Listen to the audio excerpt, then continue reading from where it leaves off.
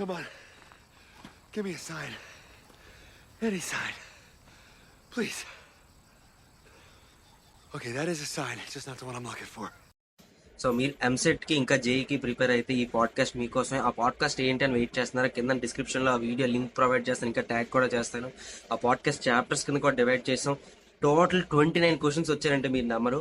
ఆ 29 క్వశ్చన్స్ చాలా ఇంట్రెస్టింగ్ ఉంటాయి. ఒక్కొక్క మీరు ఈ క్వశ్చన్ చూసే కొద్దీ మీకు నెక్స్ట్ క్వశ్చన్కి ఇంట్రెస్ట్ పెరుగుతూ ఉంటుంది.